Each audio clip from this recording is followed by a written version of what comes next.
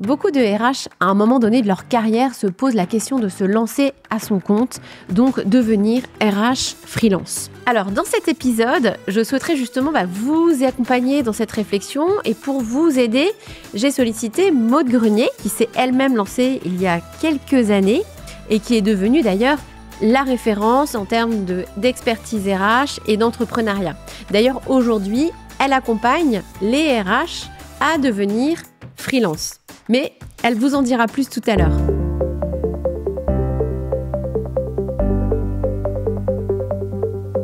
Moi, c'est Julie Souchard, la coach des femmes RH. Je suis coach professionnelle accréditée ICF et praticienne Soul Coaching certifiée.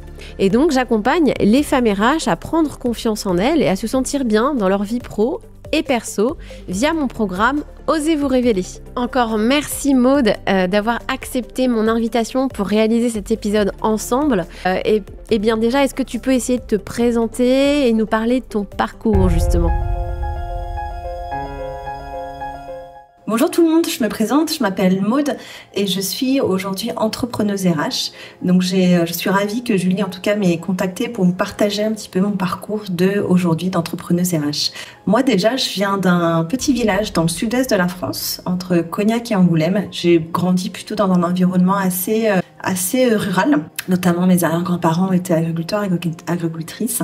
Et assez jeune, j'ai réalisé que j'aimais les femmes.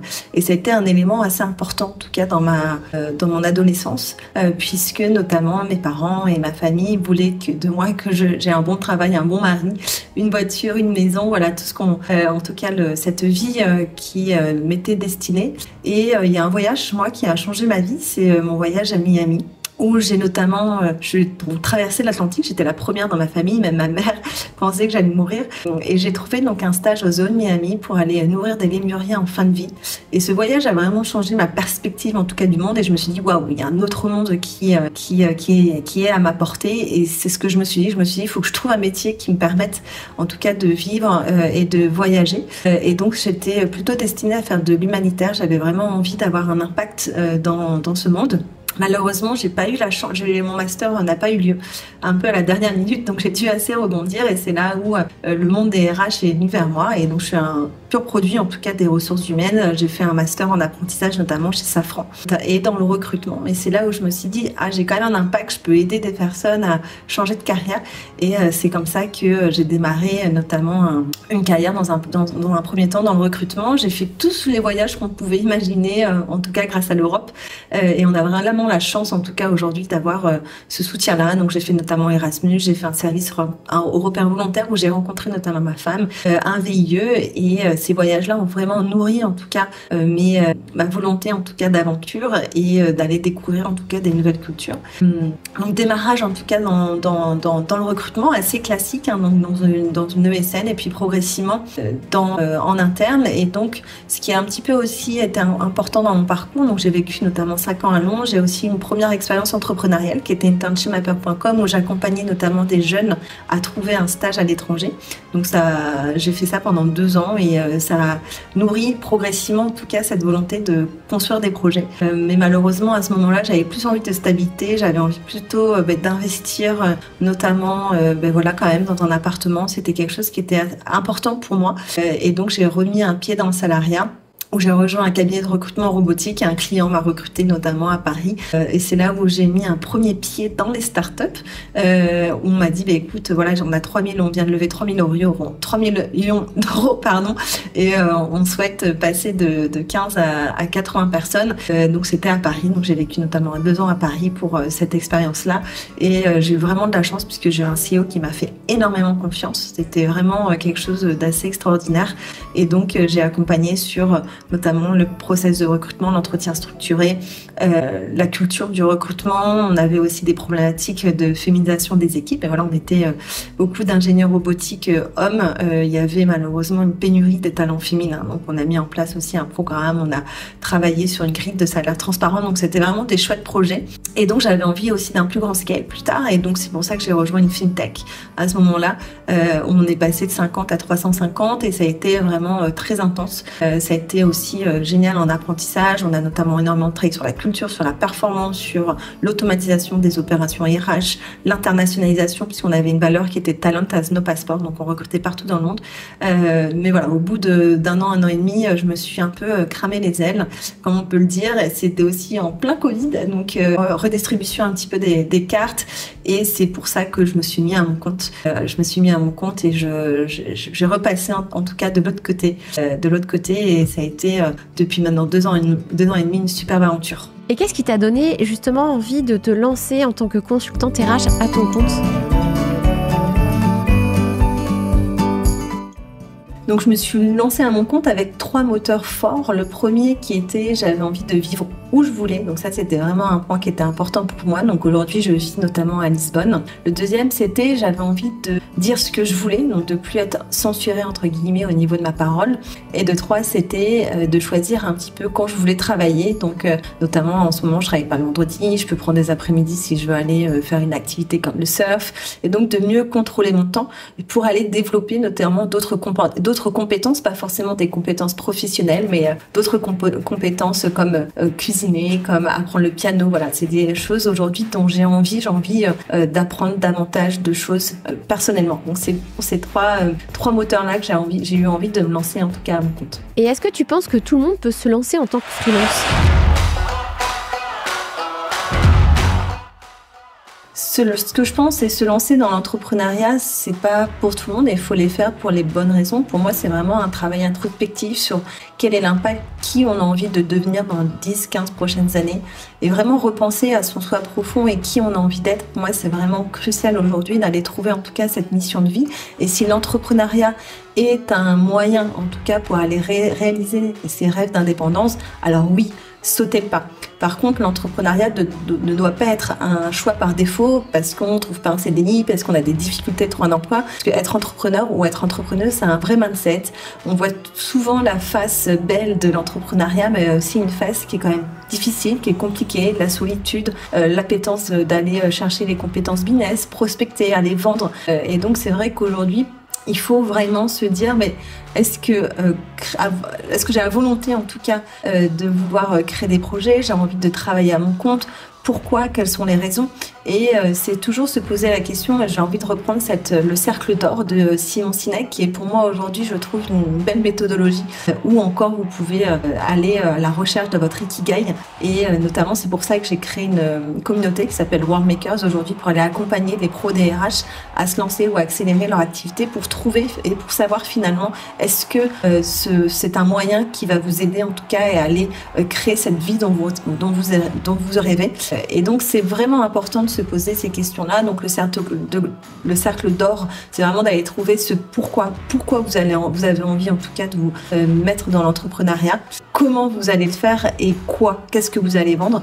Et de reprendre un peu ces 3 étapes et déjà d'écrire et vous poser cette question-là. Ça vous permet d'y voir plus clair. Donc, aujourd'hui, ça doit être une réflexion et pas un choix par dépit, en tout cas, pour pouvoir se lancer dans l'entrepreneuriat sereinement. Selon toi, qu'est-ce qui est important pour s'épanouir et réussir en tant que RH freelance ?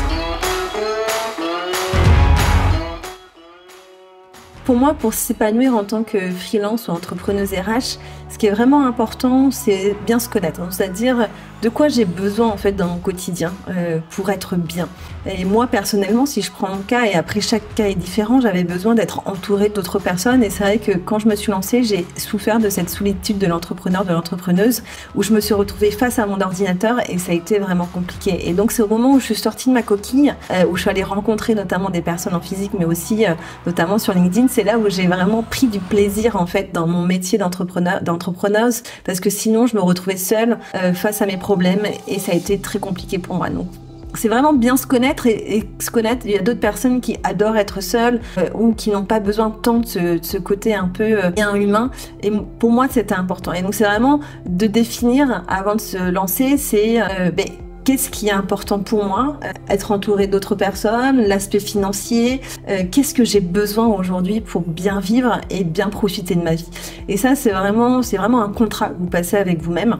Et le deuxième point, c'est qui j'ai envie d'être dans les 10-15 prochaines années et de progressivement en fait d'avoir une vision assez long-termiste et de progressivement ok, cette année je vais avoir besoin de quoi, qu'est-ce que je vais devoir faire pour arriver à cet objectif dans 10-15 ans. Ce mois-ci, qu'est-ce que je vais avoir besoin de faire pour atteindre l'objectif d'un an. Et ça c'est vraiment important, c'est d'avoir des objectifs qui peuvent être mis en briques et c'est par petits pas en fait que l'on va avancer dans son soi en tout cas d'ici 10-15 ans, d'aller trouver ce qu'on appelle en anglais son endgame, donc c'est sa mission de vie tout simplement. Et voilà, on va pas tous devenir des Elon Musk dans les années qui viennent. Moi j'ai pas l'ambition de devenir un Elon Musk, mais j'ai un objectif, j'ai un rêve sur lesquels j'ai envie de me développer. Et donc pour vraiment prendre l'amplitude et vraiment être bien dans son métier d'entrepreneuse RH quotidien, c'est ça, c'est vraiment d'aller définir ce que vous avez envie, qui vous avez envie d'être profondément dans les années à venir et qu'est-ce que vous devez faire au quotidien pour arriver. Et toujours se donner des victoires, même si c'est entre guillemets, c'est des petites victoires, c'est des grandes victoires au quotidien et se faire du bien. Et ça, c'est important. Moi, je souffre d'un juge intérieur, c'est-à-dire que j'ai toujours quelqu'un en moi qui me dit ce que je fais, c'est mal. Et on est plusieurs à l'avoir, d'autres ne l'ont pas et c'est une vraie chance pour ces personnes-là. Et c'est d'aller un peu taire ce juge intérieur. Moi, je fais beaucoup, par exemple, tous les jours, je me dis des choses positives. Tu vas y arriver. Tu as cet objectif-là aujourd'hui. Regarde ce que tu as fait et d'avoir ce mindset positif qui est crucial aujourd'hui, de se faire du bien, de se dire des choses positives pour ne pas rentrer dans un cercle qui peut être néfaste et dans l'entrepreneuriat, ça peut vite arriver. Donc c'est un petit peu là mes conseils que je peux vous donner pour vivre bien en tout cas son entrepreneuriat. Quels conseils tu donnerais aux RH qui ont décidé de se lancer ?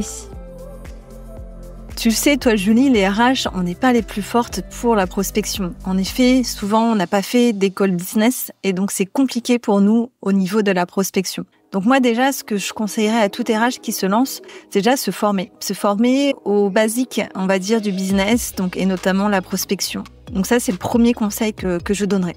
Le deuxième conseil que je donnerais, c'est parfois en tant que RH, on a envie de partir un petit peu partout. C'est-à-dire que les RH, c'est très généraliste et donc en termes de proposition de valeur aux entreprises, on va proposer nos différents services. Là, ce que je recommanderais dans un premier temps, c'est vraiment de se fixer à 2-3 services phares que l'on a envie de proposer. Et puis on le sait, quand on est dans les RH, après on soulève le tapis et on voit qu'il y a plein de choses qui vont pas dans les entreprises, mais il faut déjà rentrer par la porte et pour rentrer par la porte, il faut se nicher et donc ça c'est le deuxième conseil en tout cas que je donnerais. Le troisième conseil en tant que RH, pour les RH, c'est de sortir un petit peu de l'isolement. C'est vrai que moi j'ai mis à peu près un an et demi à sortir de ma coquille et ça a été en tout cas révélateur quand en effet je me suis connectée à d'autres pairs, quand j'ai fait en tout cas ce premier pas pour rencontrer notamment d'autres RH qui partageaient les mêmes douleurs que moi pour se lancer. L'entrepreneuriat c'est génial pour notamment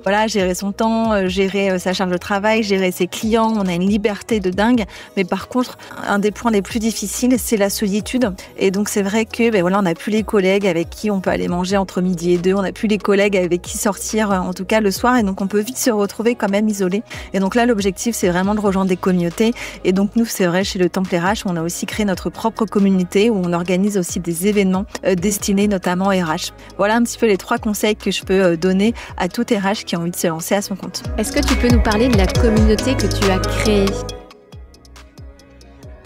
Donc nous, avec le Temple RH, on a décidé de créer une communauté destinée à tous les professionnels des RH pour déjà, se former notamment à différents sujets, que ça soit l'entrepreneuriat. Donc on a une formule pour accompagner les RH grâce à des ateliers et un bootcamp sur notamment les problématiques business qui sont aujourd'hui cruciales quand on se lance en tout cas à son compte.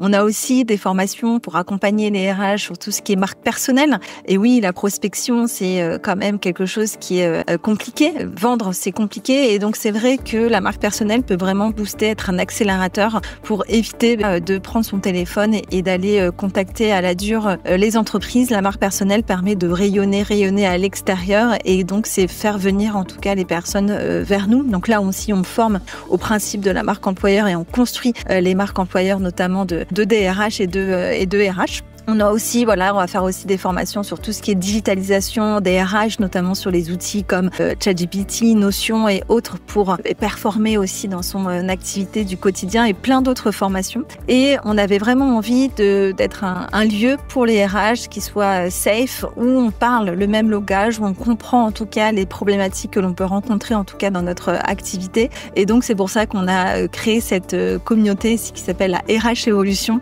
pour sortir et casser les codes du monde du travail et d'accompagner ces RH qui sont les architectes aujourd'hui d'un monde du travail plus sain, plus performant, plus inclusif. Et donc c'est notre mission au Temple RH de pouvoir accompagner ces RH à mieux vivre leur quotidien en tant que salariés, mais aussi en tant qu'entrepreneuse ou entrepreneur. Voilà un petit peu vaste sujet.